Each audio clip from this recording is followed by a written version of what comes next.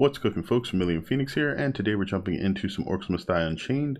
We'll be hitting into maximum security today. We're going in there with temper, and we're gonna go ahead and mash us up some orcs. I've already got a deck and everything prepared for it. It's pretty much the same deck that I always use for this, but we get to basically see some uses of the overload trap, and because temper uses rage instead of mana, any mana refilling gear is pretty useless. By that I mean 100%. You can't use it at all.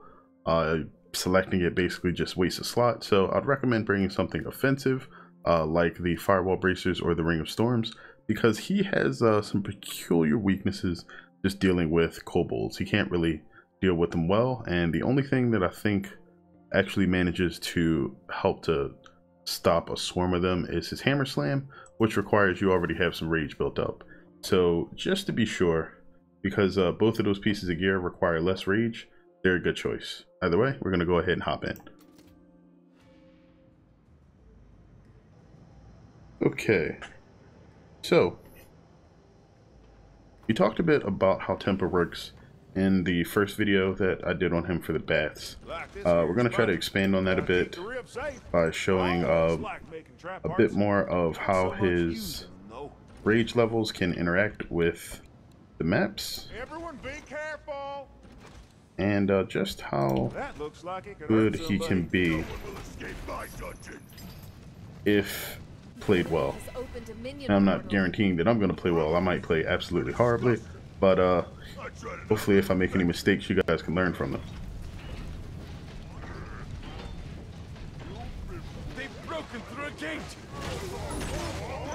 Keep in mind, the hammer toss is right click, can be used no matter what, even if you have no mana or rage built up. I'm sorry, the hammer itself will still do pretty well.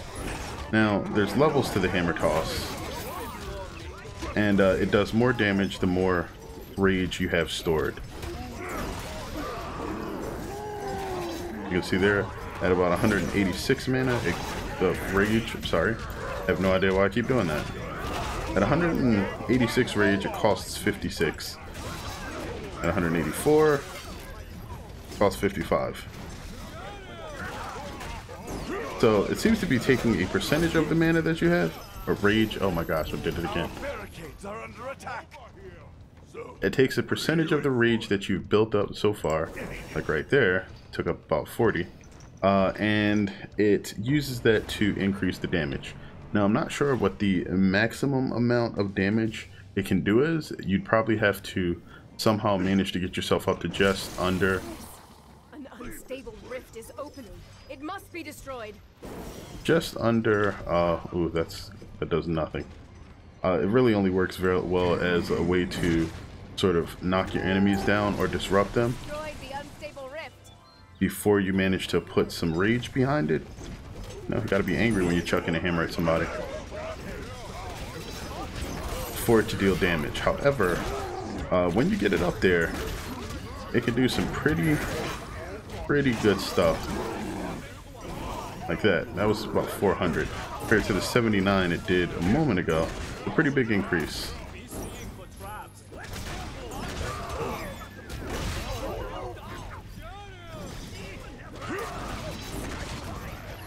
Alright, so you can see from that hammer slam that we get a nice bit of burning that takes place directly after you activate the slam. It's a really good tool at taking down swarms of enemies, especially light kobolds.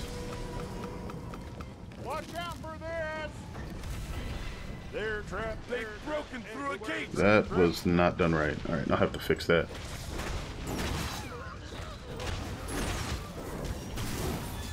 Oh no! Alright, at least it pulled the ability off. Alright, yeah, we're just gonna get out of here. Gonna go to my happy place, and we're good. And one of the things that I absolutely need to do here is get one of these set up, so that everybody is properly on fire. And then we need to add a bit more burny stuff over here.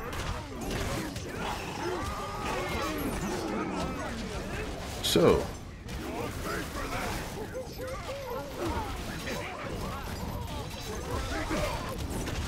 image. Oh, the image was killed by the Guardian. Nice. So one thing we want to do to make sure our Guardian isn't bogged down too much is set up some BGH ballistas above him. Oh geez, if they want to allow me to set them up, I would really like that. And we're also going to burn basically everything that comes out of here. I'll just leave it here. Why is that button? This will protect our rift. Why can't everyone? I'm spending a good amount of coin just beefing that area up, but everything should basically be on fire for a good amount of time now. Of course, this area is not going to function nearly as well as it could because of that little snafu with the placing of the floor scorcher. That's entirely my fault still. We can do better, and we will once I get the opportunity to sell. Now, the main thing that's going to be necessary for dealing with the heavier enemies is just getting some ballista over in the pocket that most of the traps are in, around where the sort of L-shaped path is, which I think we should be able to do after we deal with the center wave for the first time. Alright, good job. Alright, I just need you to run into the death there, and boom. Alright, we're gonna add one of those there. Mash Z right in this little corner alcove here. Gonna put some BGH ballista.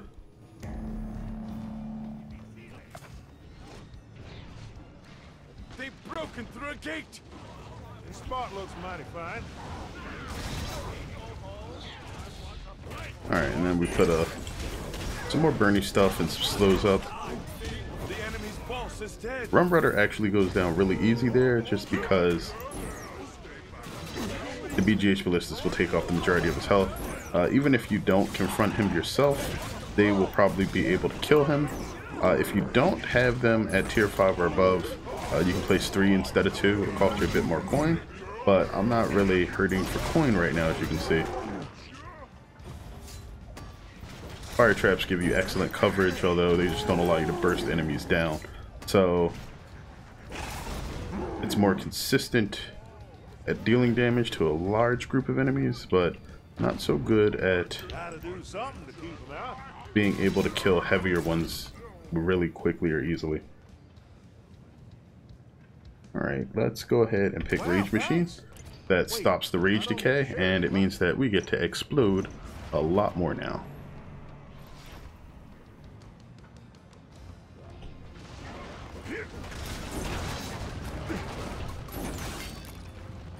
Now, keep in mind, unless you want to explode, it's usually a good idea to make sure that you spend your rage around the time that it starts to cap off. The hammer toss is particularly good at that because it spends a percentage of your rage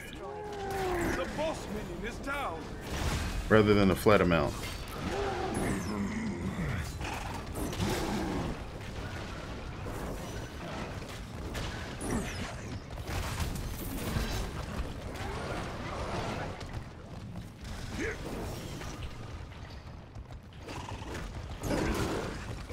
Or maybe it's a flat amount plus a percentage of your rage, because it always seems to be pretty high. Here, spent about 56. At 141, it spends at about 43. And at 98, we're looking at about 29.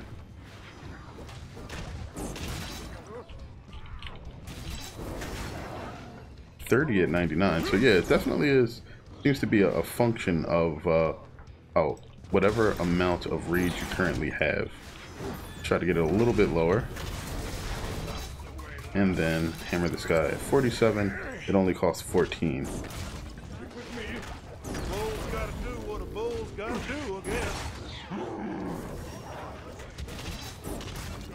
Alright, now tier 3 actually has some weavers that I like a lot. Again, I'm not using anything too bursty, so set off isn't too great with the traps that I'm using right now. But hammered basically turns your hammer throw into a really snipey shot. Now, if you're playing multiplayer, probably not going to be a good choice at all. You are going to be better served by using something like set off, because traps will be doing a larger portion of your damage.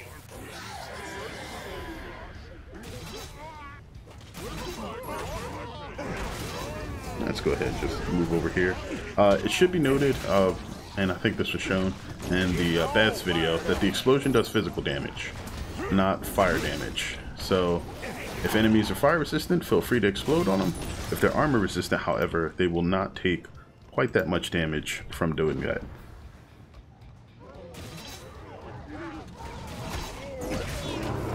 Alright, so I don't have the shooty shoots up here yet. Get that remedied. And that's most of the core traps for this stage. We have our explodey bits in the ceilings. We can toss in Everyone just be friends. Gotta keep the rib safe. I hope no one gets hurt. some of those. Watch out for this. And then back here we can do a few more. Let the trap do the killing, so I don't have to. This will protect our rift. I always like making traps. An unstable rift is opening. Destroy it. And like I said before, Watch out. An Hammer. unstable rift is opening. the Get to combined it and effect of the destroy it. hammer and the rage machine allowing you to store your rage Unstable rift. makes it work much closer to how you would expect things like Max's in your faces to work. You don't get the slow effects, of course, but the huge burst damage that you're able to pull off with from the direct hits are very nice. And because you get the explosion, whether you get a direct hit or not, you get a little bit of AoE damage regardless, so it becomes a bit less of a skill shot, but of course, you know, it pays off if you actually can land the hammer. Actually, we could use a few of those ballista boys over here. Like this good spot. There trap, everywhere trap. I said no when I mean no. The boss minion has entered the battlefield. Alright, finally out of coin. So our boss is coming over there on the left. He is going to get wrecked. For tier 4, this is actually the area that I think has the least impact on how you play. This is more like icing on the cake for the previous weavers that you've chosen. If you're going to go all out happy place, then happy place can be used at a much lower cost, 75% less, which is huge. It also allows you to move around a lot more while you're using it.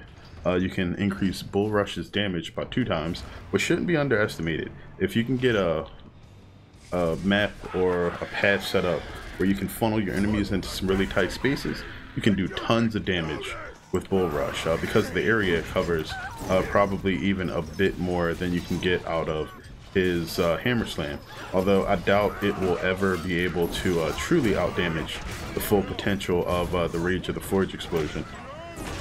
It is going to be, however, infinitely more consistent, because you don't have to wait for an entire 250 rage to do it. But I usually like happier place. If you like being able to have a lot of less restricted movement, happier place is going to be super nice for you. Our barricades are under attack. Not enough to blow up my barricades. Sorry there, buddy. Intruder. Fastest hammer in all centers. Alright, and remember, just about anything you hit will give you rage. Even shielded enemies if you're not dealing damage to them. So you can make it work. Got about space for 3 more traps. I think what it's going to turn into is me running up here. And, whoa. Tossing a couple of these up here, so I don't have to worry about if a unstable rift spawns in there again. It'll just be taken care of.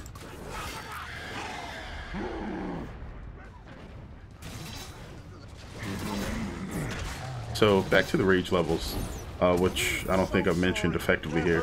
There's 3 of them, and they basically deal with his ranges from 0 to 100, 100 to 200, and then 200 plus. At 200 plus, you're effectively at tier 3 rage. All of your primary attacks get a boost.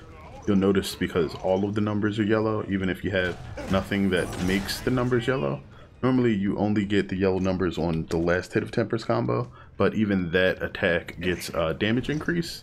And this is not the Rage of the Forge explosion, you know, hammer wheel. This is just your normal 3-piece and a biscuit combo. And it's important because It must be destroyed. it should automatically destroy itself, yeah. There we go. Done. Unstable rift has been destroyed. So yeah, you'll wind up doing way more damage. And of course, because Temper has the wonderful ability to hit so many enemies due to his sweeping range on his attacks, it is very nice, very nice. Notice here, I'm hitting enemies for what most characters would be able to hit for with their abilities. So Temper's ability to do damage should not be underestimated, although he has the ability to stun and control enemies too, so he's really a sort of interesting jack of all trades.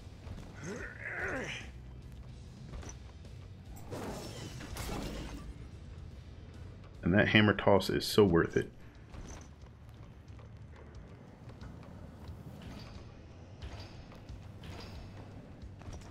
Alright, we got about a minute to finish the last wave. They've summoned the boss minion. The boss minion has been taken down on its way. Smashing and burning all the fiery stuff. Boss minion defeated, hurting real bad.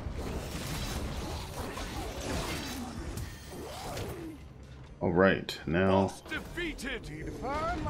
guys near all of the traps are probably going to die first, so it's a good idea for me to come over here and make sure that these guys feel the pain.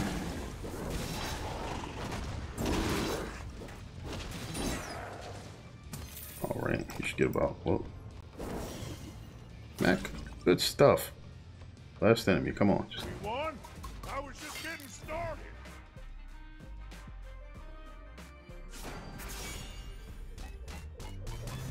Alright.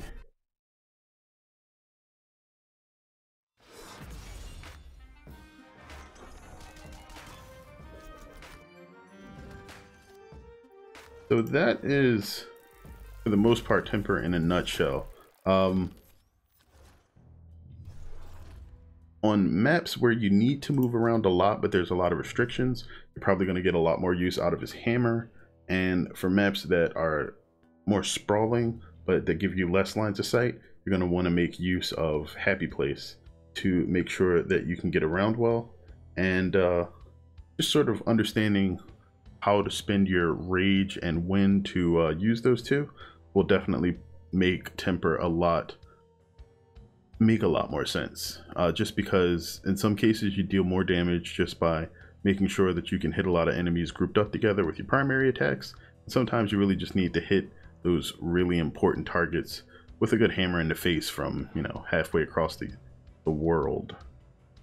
But we are going to move into the throne room next, and I think that's a map that will have me making a bit more use of basically everything, but probably Happy Place if I don't decide to just shove the kitchen full of big game honey ballistas. But we'll see when we get there. Either way, thanks for tuning in. Let me know what you guys think of Temper so far, and yeah, I will catch you guys in the next video. Hope you enjoyed this, and until next time, as always, have a good one, folks.